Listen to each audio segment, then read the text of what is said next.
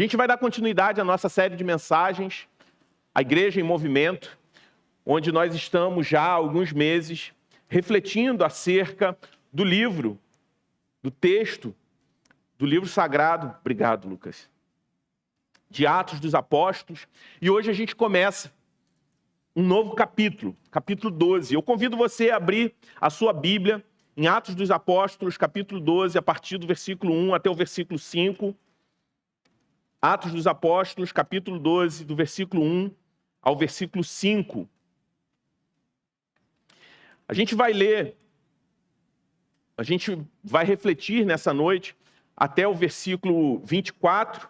Porém, nesse primeiro momento eu gostaria de ler esses 5 primeiros versículos. Vamos colocar de pé mais uma vez para leitura do texto bíblico.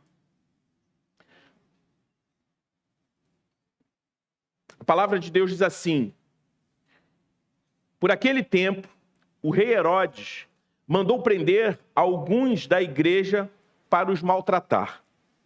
Mandou matar à espada Tiago, irmão de João. Vendo que isso agradava os judeus, prosseguiu, mandando prender também Pedro. E eram os dias dos pães sem fermento. Depois de prendê-lo, lançou-o na prisão, entregando-o a 4 escoltas de 4 soldados cada um, para o guardarem. A intenção de Herodes era apresentá-lo ao povo depois da Páscoa. E assim, Pedro estava guardado na prisão, mas havia oração incessante a Deus por parte da igreja a favor dele. Vamos orar mais uma vez? Deus Santo, nós te agradecemos pela tua palavra.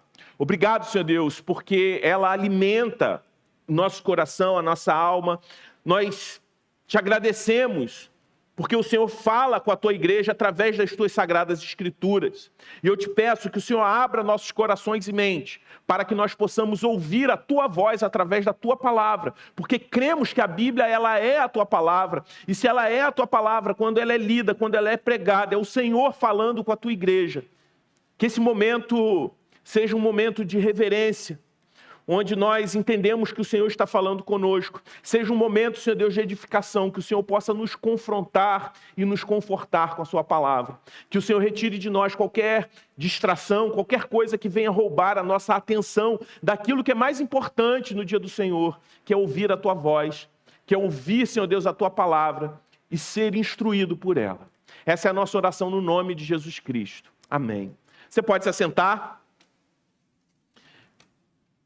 Quando eu estava meditando nesse texto, não só nesses 5 primeiros versículos, mas também nos demais que nós vamos refletir nessa noite, eu estava me lembrando de uma cena um pouco inusitada que costuma acontecer. Não sei quantos de vocês já estiveram em uma festa de aniversário onde tem ali um bolo, uma vela acesa. E o aniversariante, ele começa a tentar apagar aquela vela e a chama da vela insiste em ficar acesa, mesmo com os sopros constantes do aniversariante. O aniversariante sopra com força, tenta apagar a vela, mas quanto mais ele sopra, apesar da chama se inclinar, ela continua acesa, ela resiste. Aquela chama numa pequena vela, num bolo de aniversário, que parece frágil, permanece acesa. E essa chama, esse tipo de vela que insiste em ficar acesa, não tem a ver, muitas vezes, com a força do sopro, mas do que tem alimentado aquela chama. O material que é composto, aquele pavio, daquela vela, que mantém aquela chama acesa. A fonte do fogo faz com que ele permaneça aceso, independente da força do vento. Isso me levou também a uma matéria que eu estava lendo sobre a grande polêmica do momento sobre o carregamento dos carros elétricos ou híbridos em garagens cobertas por conta da natureza da chama. Embora esse tipo de veículo, lendo essa matéria, tenha menos risco de incêndio do que um carro a combustão, se pegar fogo, aquele fogo, aquela chama, Não tem como apagar até que toda a bateria seja ali consumida pelo fogo. O material de ignição ali, que alimenta o fogo, ele se acabe.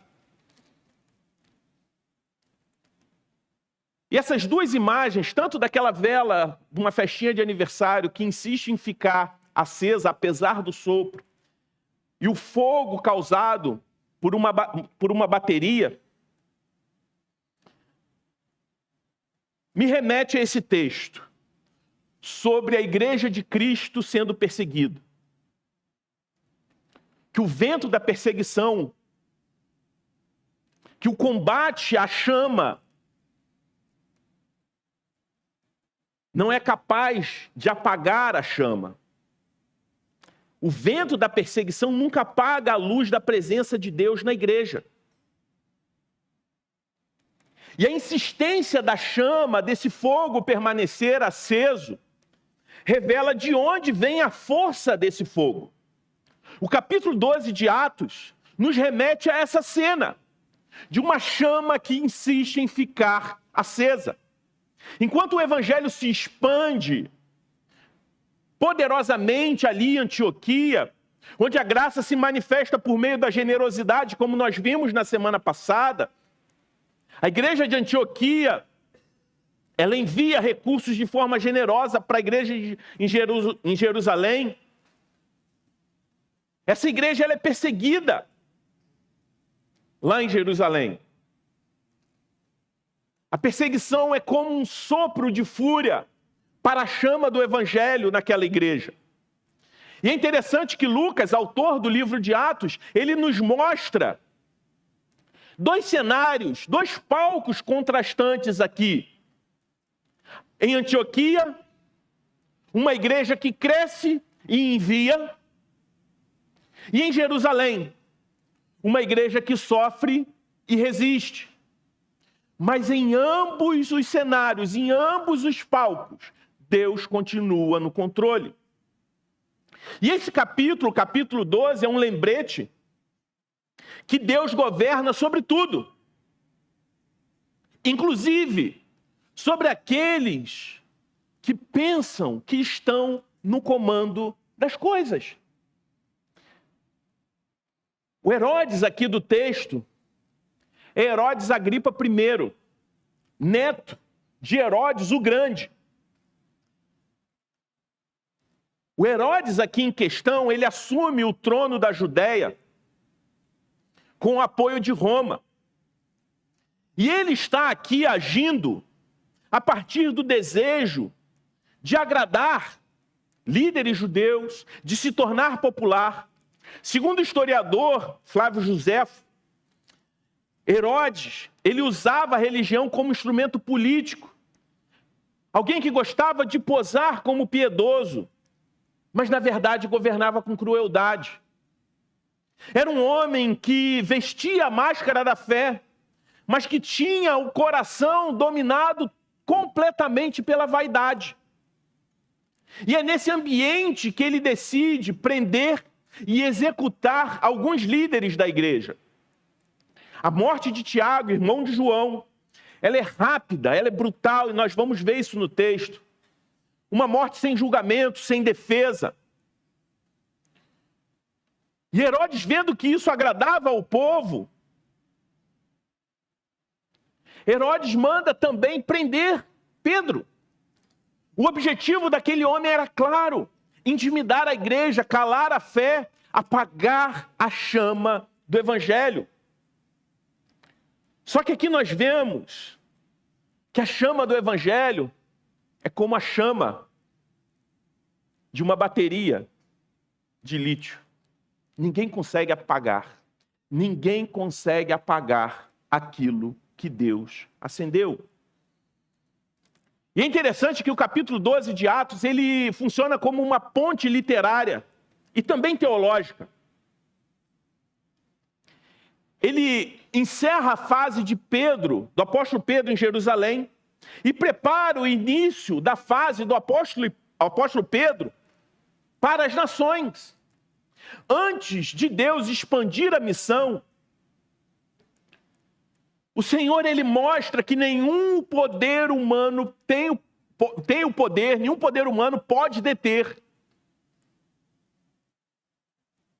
o poder do Evangelho, pode deter o seu plano, o plano do Senhor. O capítulo começa com Herodes mandando prender, mas ele termina com a palavra crescendo e multiplicando. Herodes aparece em glória, mas ele termina em decomposição, é o que nós veremos. Pedro aparece preso nas cadeias, mas ele termina livre. O homem, ele pode até tentar governar, mas somente Deus reina. Esse texto não é apenas sobre uma libertação milagrosa, é sobre um Deus soberano que governa mesmo quando o mal parece governar. É um Deus soberano que governa mesmo quando o mal parece estar triunfando. O trono de Herodes podia ser muito alto, mas o que nós vemos aqui é que o trono do Senhor, ele é eterno. E o texto nos ensina que mesmo quando as correntes parecem apertar, o céu, ele continua, ele permanece aberto. Nós vivemos em um mundo onde o poder ainda persegue, a injustiça ainda oprime. E os Herodes contemporâneos se multiplicam.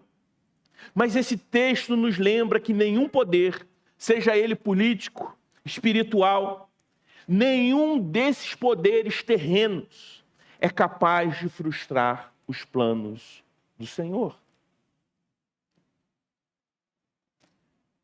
Nesses 5 primeiros versículos, nós aprendemos uma primeira lição. Nós vemos uma primeira lição. Nós vemos um primeiro aspecto aqui. A oposição contra a igreja de Cristo. O texto, ele começa de forma meio abrupta, quando diz que, naquele tempo, o rei Herodes mandou prender algumas lideranças da igreja com a finalidade de maltratá-los. Herodes Agripa I, ele governou a Judéia entre os anos 41 e 44 depois de Cristo. Era um político habilidoso, porém espiritualmente corrupto. Para agradar aos líderes judeus e manter o seu prestígio, ele decide então atacar a igreja do Senhor, que naquele momento ainda era uma igreja nascente, em seu início. Uma estratégia de poder disfarçada de zelo religioso, mas não passava de estratégia política. Herodes aqui, ele buscava aprovação pública, mais do que justiça. Ele queria ser amado pelo povo, mesmo que para isso precisasse punir e matar homens e mulheres inocentes. Nada diferente do que nós conhecemos como populismo nos dias de hoje. O alvo de Herodes não era apenas Pedro ou Tiago. O alvo de Herodes era o próprio Evangelho. Ele queria apagar o movimento cristão antes que esse movimento crescesse. Tiago, irmão de João, torna-se o primeiro apóstolo martirizado na história da igreja. O texto aqui, ele é seco e direto. Diz que ele mandou matar à espada Tiago, irmão de João, um dos 12. Nenhum detalhe, nenhuma defesa. Apenas a constatação de que o poder humano, ele pode matar corpos, mas ele não pode silenciar o Evangelho. Perceba o contraste. Enquanto Herodes usa soldados, a igreja de Cristo usa joelhos dobrados. O versículo 5 é o divisor de águas. Quando diz, pois Pedro estava guardado na prisão, mas a igreja orava de forma contínua. E esse mais aqui é teologia pura. Por quê? É a conjunção que separa o impossível humano do possível divino. É o mais Deus que muda a história. A oração aqui é contínua, perseverante e observe, ela também é coletiva. Não foi um suspiro apressado da igreja, foi uma vigília. A igreja não sabia o que Deus faria, mas ela confiava em quem Deus era. Eles não tinham o poder político, mas eles tinham acesso direto ao trono celestial. Enquanto a igreja ora, enquanto aquela igreja estava orando, o céu já estava se movimentando há muito tempo.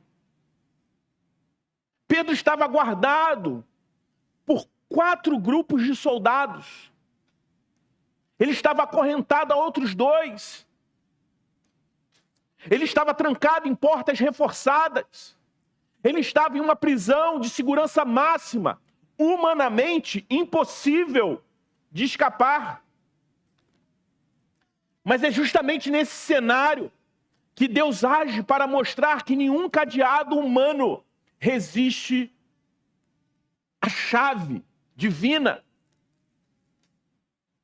Quantas vezes nós também sentimos que as portas estão fechadas, que estamos acorrentados, em diversas circunstâncias, seja na saúde, nas relações. Mas o texto nos lembra que o poder da oração é o poder da fé em um Deus soberano, que para ele não há impossíveis. Quando não há mais nada para a gente fazer, Deus continua agindo. A oração, para nós cristãos, não pode ser a última opção, mas é sempre a nossa primeira arma. Já parou para pensar quantas vezes nós fazemos uso da oração como se ela fosse a última opção e não a nossa primeira, a nossa principal arma a todo tempo? A igreja não orou para escapar da dor. A igreja orou para permanecer fiel em meio à dor. E é assim que Deus continua sustentando a sua igreja. O mundo pode nos prender.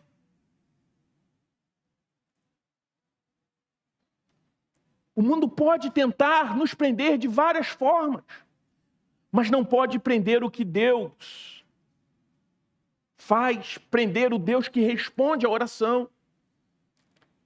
E nós vemos aqui esse movimento divino de uma igreja que orava. Voltando ao texto, no versículo 6, nós vemos o que aconteceu. Versículo 6, na noite anterior, o dia que Herodes ia apresentá-lo ao povo, Pedro dormia entre 2 soldados, preso com 2 correntes.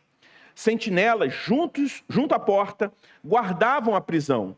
Eis, porém, que sobreveio um anjo do Senhor, e uma luz iluminou a prisão. O anjo tocou no lado de Pedro e o despertou, dizendo: levanta-se depressa.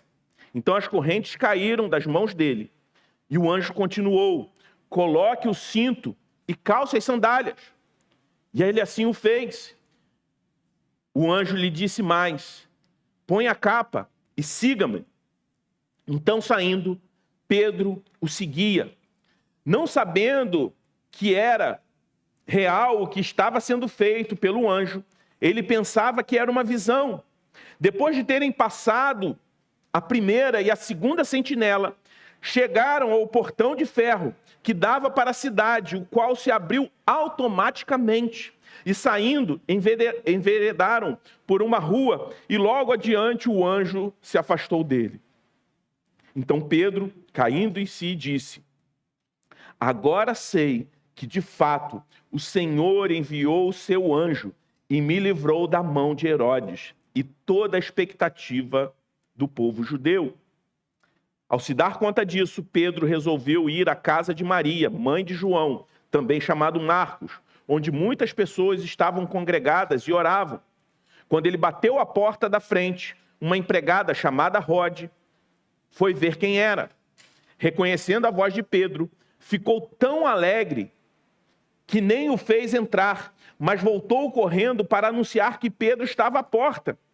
Então os outros disseram: "Você ficou louca." Ela, porém, persistia em afirmar que era verdade. Então disseram: "É o anjo dele." Enquanto isso, Pedro continuava batendo. Quando abriram a porta, viram-no e ficaram admirados. Ele, porém, fazendo-lhe sinal com a mão para que se calasse, contou-lhes como o Senhor o tinha tirado da prisão e acrescentou: "Anunciem isto a Tiago e aos irmãos." E saindo, foi para outro lugar. Quando amanheceu, houve grande alvoroço entre os soldados sobre o que teria acontecido com Pedro. Herodes, tendo-o procurado e não o achando, submetendo as sentinelas a interrogatório, ordenou que aplicasse a pena de morte. E descendo da Judéia para Cesareia, Herodes passou ali algum tempo. O que nós vemos nesses versículos de 6 a 19 é algo poderoso após a perseguição. Nós vemos a intervenção de Deus. O contraste entre os versículos 5 e o 6, esse contraste ele é impressionante. Deus de um lado, agindo, Deus presente agindo, enquanto Pedro está preso, acorrentado, vigiado por 4 grupos de soldados. Ao mesmo tempo, nós vemos em paralelo uma igreja orando. Humanamente, o que nós vemos aqui é uma equação completamente desigual. Um apóstolo, 16 guardas e uma cela trancada. Mas espiritualmente, o que nós vemos nessa equação é uma vitória certa. Porque do outro lado, se de um lado há uma prisão de segurança máxima, uma pessoa, um apóstolo sozinho, 16 guardas, do outro lado, é um Deus soberano e uma igreja ajoelhada orando. Pedro dormia na véspera da sua execução, o que mostra a sua completa confiança e dependência no Senhor. Imagina a cena. Ele dorme acorrentado a 2 soldados, amarrado por correntes, enquanto Herodes dormia em seu palácio, satisfeito com a sua, até então, vitória. Mas nós vemos aqui uma ironia divina. O homem que pensava controlar o tempo, acorda tarde demais. O prisioneiro que parecia vencido, dormia em paz. Herodes planeja uma execução, mas ele não sabia que o Deus soberano já tinha planejado uma libertação. O texto nos mostra como o céu tem o poder de intervir nas prisões humanas. Primeiro, Deus invade a escuridão. Primeiro, Deus traz luz ao caos. Quando o texto diz que uma luz brilhou na prisão. Antes de qualquer coisa acontecer, vem a luz. Deus não abre a cela sem antes iluminar o ambiente. Como se o Senhor dissesse: eu não apenas te liberto, eu te desperto. A luz que entra na prisão é o mesmo símbolo da presença divina na criação, o mesmo símbolo da presença divina quando o povo estava atravessando o deserto. Deus, ele sempre traz luz ao caos. Deus sempre ilumina antes de libertar, como foi no deserto. Ele acende fé onde só há medo. O Senhor, Ele sempre dá esperança onde só há desespero. E quantas vezes Ele também precisa nos tocar, como fez com Pedro, para que a gente possa acordar de uma fé que talvez esteja adormecida. E depois de Deus agir dessa forma, o que Ele faz? Ele quebra as correntes. Pedro, ele nem precisou se mover, foi Deus que agiu. A libertação para nós não depende de força física. A nossa verdadeira liberdade não consiste na força do nosso braço, mas da graça sobrenatural de um Deus poderoso e soberano. Deus não apenas muda circunstâncias, Ele remove qualquer tipo de limitação. Pedro achava que era um sonho naquele momento, como o texto diz.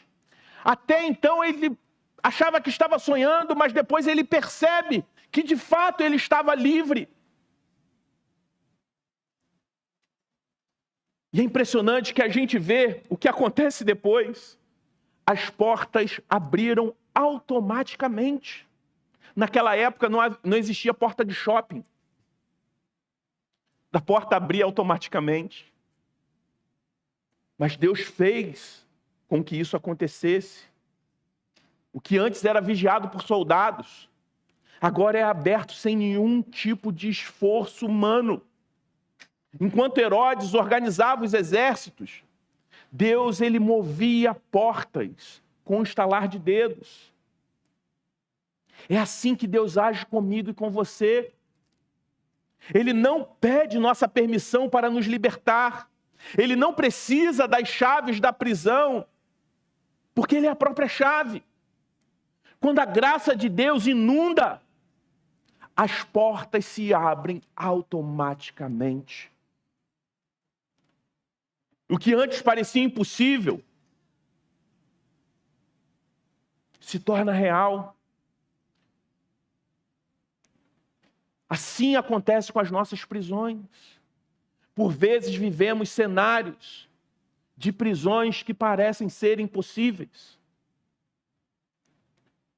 Quando a graça de Deus invade, o perdão, a reconciliação, a restauração de algo que está nos aprisionando se torna real. É interessante que aqui Pedro desperta completamente e diz: agora sei verdadeiramente que o Senhor enviou o seu anjo e me livrou das mãos de Herodes. E é interessante que logo em seguida ele vai à casa de Maria, onde muitos estavam ali congregando e orando, como o texto sagrado diz. E o que acontece é uma das cenas mais humanas e irônicas das Escrituras. Uma serva, uma empregada chamada Rhodes, reconhece a voz de Pedro, corre para avisar, mas esquece de abrir a porta, deixa o apóstolo do lado de fora. Aqueles irmãos estavam ali orando, pedindo por libertação, e quando Deus responde, eles duvidam. A fé deles era sincera, mas era imperfeita. Revela o quão humanos eles eram. Revela, por vezes, como é a minha e a sua fé. Uma fé sincera, mas que por muitas vezes é imperfeita. Mas observe um detalhe: apesar de imperfeita, Deus responde.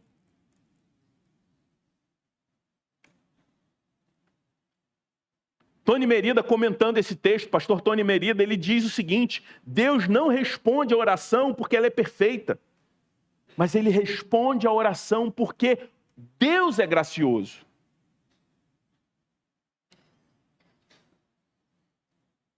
A história de Pedro é um lembrete para nós de que o poder da oração está em quem ouve a oração e não em quem ora.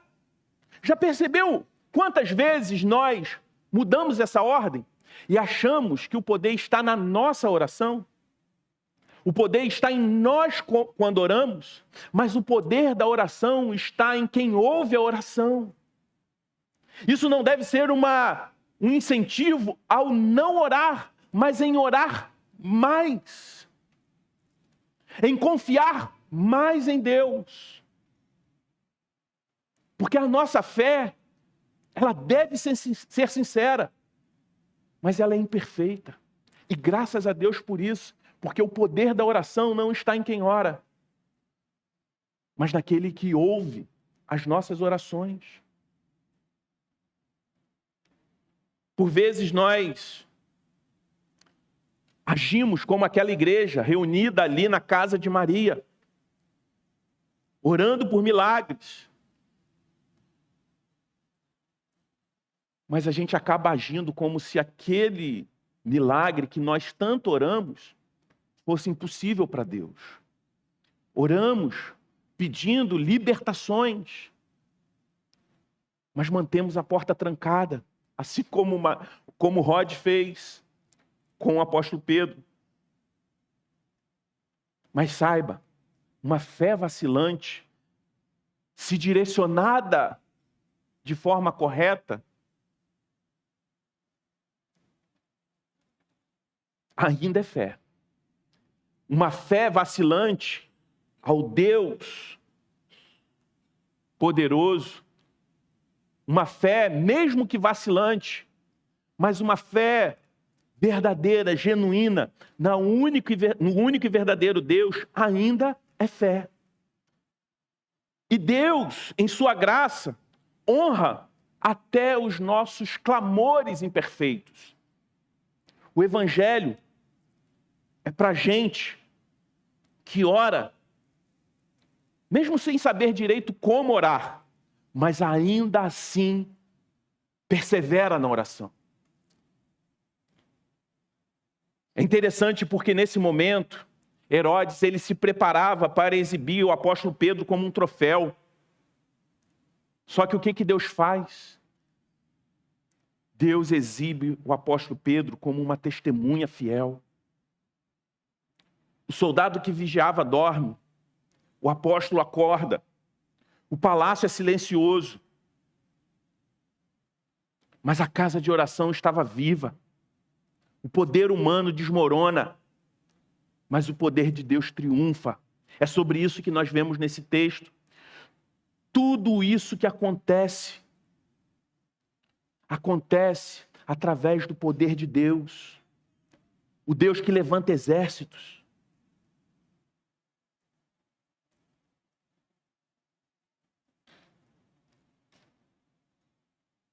E esse exército não é composto por homens armados, mas por uma igreja que ora.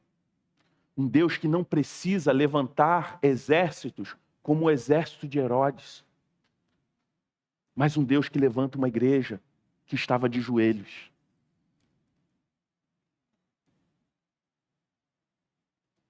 Deus governa até quando, para nós, na nossa visão limitada, Ele parece estar ausente. O que o mundo prende, Deus usa. O que o homem planeja humilhar, Deus transforma em testemunho.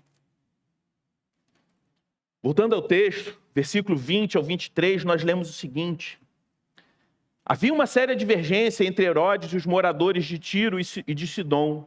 Estes, porém, de comum acordo, se apresentaram a ele e depois de obter o apoio de Blasto, que era assessor do rei, pediram paz, porque a terra deles recebia alimentos do país do rei. Em dia designado, Herodes, vestido de traje real, assentado no trono, dirigiu-lhes a palavra. E o povo gritava: é voz de um Deus e não de um homem. E no mesmo instante, um anjo do Senhor feriu Herodes, por ele não haver dado glória a Deus e comido por vermes, morreu. Aqui nós vemos, após a intervenção divina, a derrota dos orgulhosos. O texto muda de cenário. Da prisão, agora nós somos levados ao palácio. Mas, ironicamente, é agora no palácio que nós veremos o verdadeiro cativeiro. O verdadeiro cativeiro não era o cativeiro do apóstolo Pedro. Pedro está livre. O que nós vemos aqui é Herodes preso em si mesmo. A cena é grandiosa, mas ela também é trágica. Um rei cercado de pompa, vestido com roupas reluzentes. O historiador Flávio Josefo diz que a roupa de Herodes era literalmente vestimentas cobertas de prata. Estava lá sentado em seu trono, discursando diante de uma multidão bajuladora. O povo se deslumbrava e começava a gritar: é a voz de um Deus e não de um homem. O povo começava a idolatrar o seu líder político.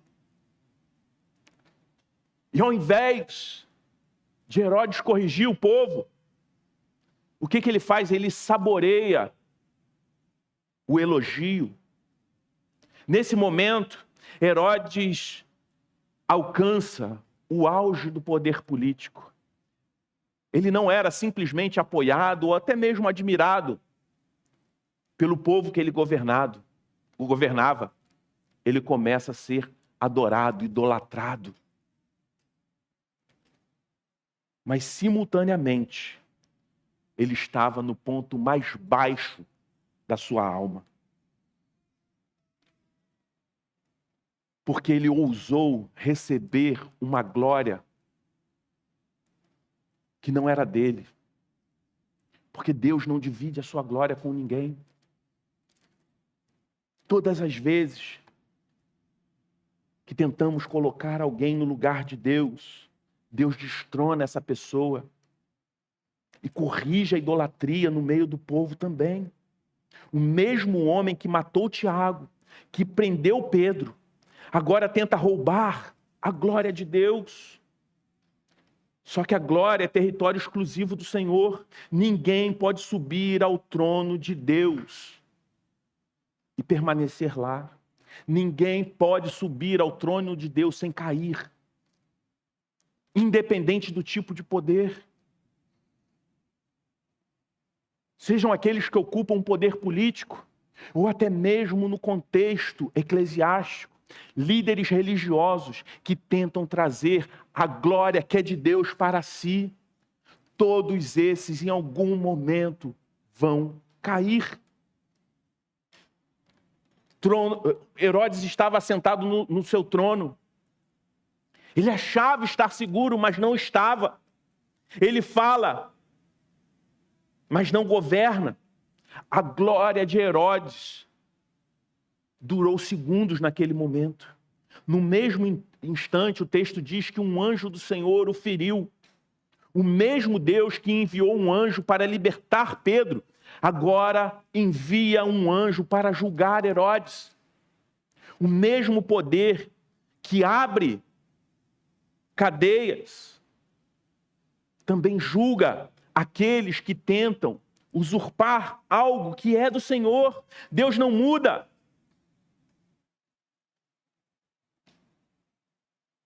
O anjo é o mesmo, mas o resultado é diferente. Para o humilde, a libertação, mas para o soberbo, a destruição. O que determina o desfecho é a glória que nós damos ou não damos a Deus. Herodes, aqui ele representa a arrogância, o orgulho. A arrogância, o orgulho dos impérios que se levantam contra o Senhor. Aquele que começou perseguindo, termina punido, derrotado. Enquanto Pedro é exaltado pela graça de Deus, Herodes é humilhado pelo orgulho. Deus não precisa de exército para derrubar reis. Basta um verme. É o que nós vemos aqui. O texto diz que Herodes, alguém poderoso, alguém que possuía um exército enorme, é comido por vermes. O que nós vemos aqui não é uma mera descrição médica, mas uma uma metáfora, uma parábola muito poderosa. O homem que se exaltou diante dos homens foi consumido por dentro, antes de ter o seu corpo físico corroído.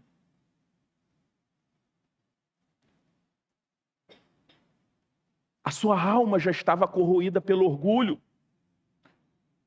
E é isso que o orgulho faz. Ele corrói lentamente.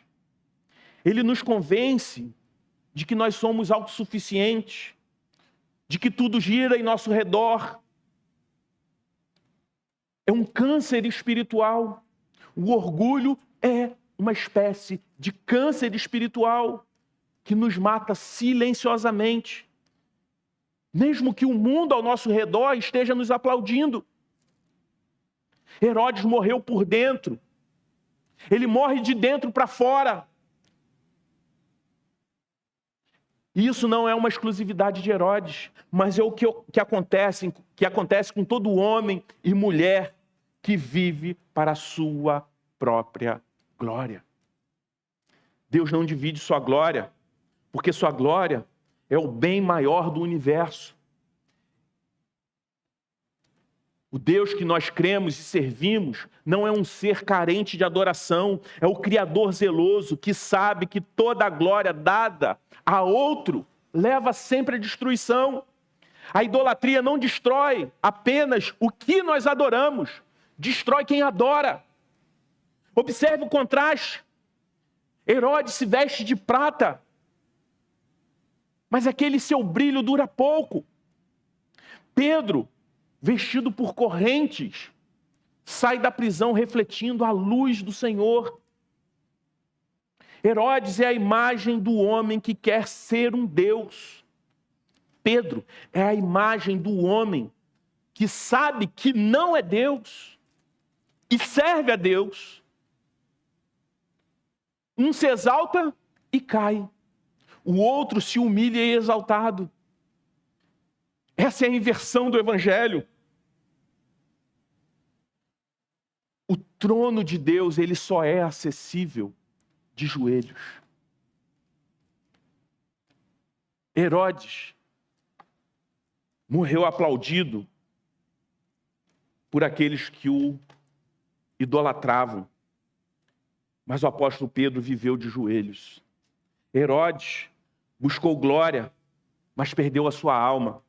Pedro buscou o Senhor e encontrou a verdadeira liberdade. E não é por acaso que Lucas encerra o capítulo mostrando o desfecho daqueles dois homens. Herodes morre, e o que nós vemos no versículo 24, entretanto, a palavra de Deus crescia e se multiplicava. Herodes morre, mas a palavra de Deus permaneceu.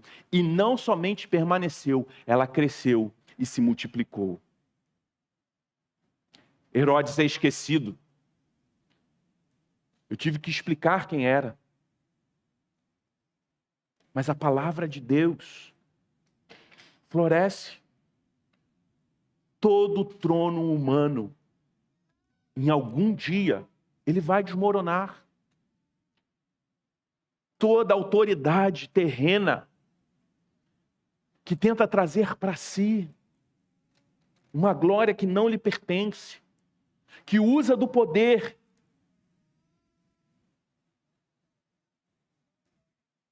de uma forma pecaminosa, um dia vai cair.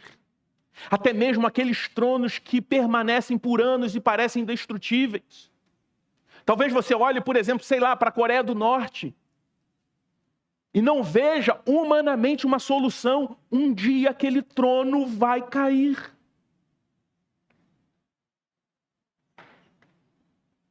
Mas o trono divino, ele sempre permanece, ele sempre triunfa. O Evangelho é o único reino que avança sem espada, sem exército, sem propaganda, apenas pela fidelidade de um Deus que reina até mesmo sobre os reis mais poderosos desse mundo. O capítulo 12, ele começa com um rei poderoso, mas ele termina com uma palavra poderosa. Começa com Herodes mandando prender e termina com Deus libertando. Começa com um trono humano sendo exaltado e termina com o trono divino permanecendo. Toda a estrutura do texto é uma grande ironia divina, você percebe? O homem que parecia forte é ferido. O homem que parecia perdido é liberto. E a causa do evangelho, que parecia derrotada, ela cresce. E tudo isso acontece porque Deus continua governando. Esse versículo, o versículo 12, é o tipo de frase que poderia estar sobre toda a história da igreja.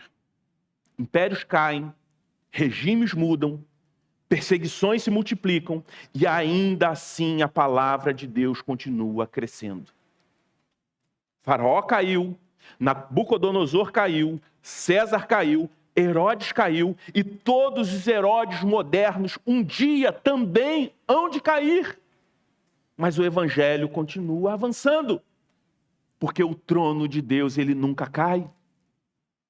Quando Tiago morreu, para muitos, poderia parecer que Deus havia perdido o controle, mas o mesmo Deus que permitiu a morte de Tiago também libertou Pedro, mostrando que ele continua soberano. Ainda que os seus caminhos sejam diferentes do nosso, Deus não está ausente quando as coisas fogem do nosso controle. Ele está operando em outro nível. Às vezes ele abre a prisão. Às vezes ele abre o próprio céu. Mas em todos esses casos, ele continua reinando. Quando nós não entendemos os caminhos de Deus, nós precisamos confiar no caráter dele. Porque ele nunca deixou de cumprir aquilo que ele prometeu, mesmo quando a história parece contradizê-lo. Herodes tinha soldados, tinha um palácio, tinha coroa, tinha o poder, tinha a política em suas mãos. Mas a oração era o que a igreja possuía. A igreja possuía a oração, possuía uma fé em um Deus que é indestrutível, invencível, inabalável. E no final o que permanece? A igreja. A palavra cresce porque o poder de Deus se aperfeiçoa exatamente na nossa fraqueza. O evangelho não precisa do favor dos poderosos para crescer, mas da fidelidade dos seus fiéis. A força da igreja nunca esteve em seus números, mas na presença fiel do seu rei entre nós.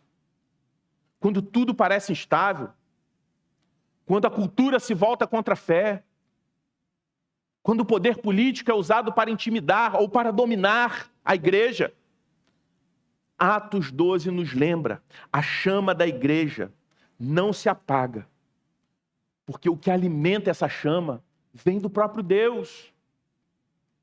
O texto termina com Herodes não reinando, governando, poderoso, mas termina com Herodes no chão e com a palavra crescendo. E a pergunta que fica para mim e para você é a seguinte: qual trono governa o seu coração?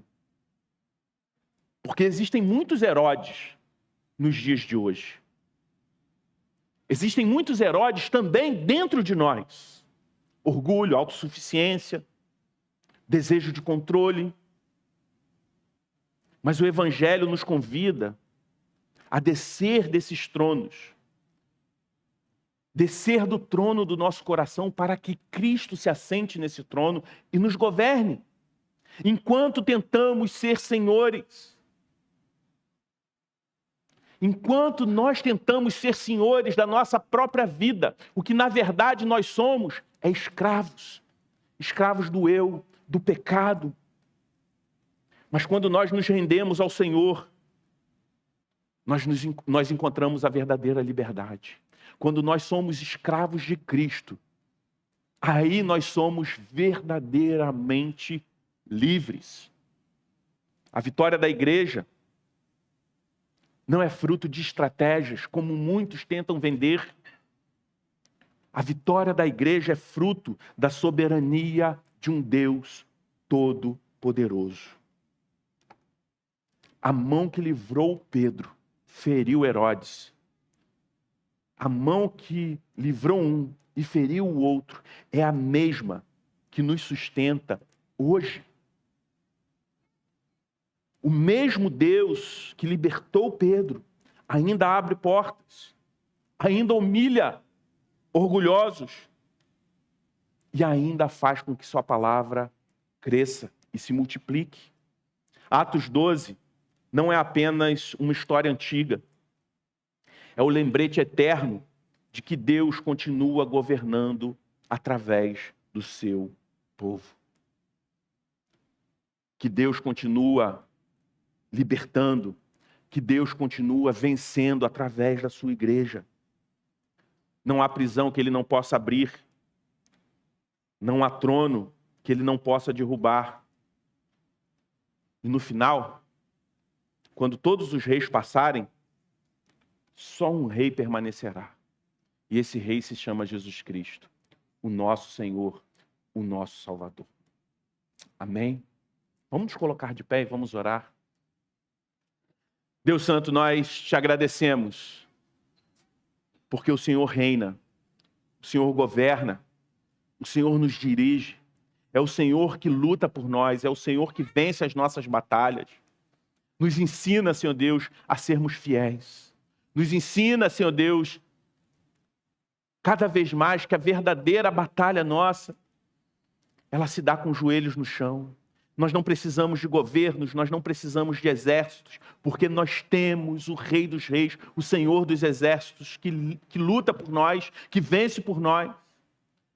Nos ensina, Senhor Deus, a perseverarmos na oração. Nos ensina, Senhor Deus, a sermos dependentes do Senhor.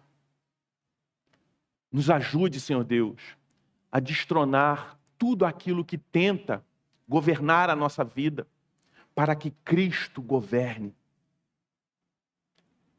Se há pessoas aqui que têm cedido à tentação de tentar governar a sua própria vida, a partir dos seus desejos, a partir da aprovação dos outros, que o Senhor possa se assentar no trono do coração dessas pessoas.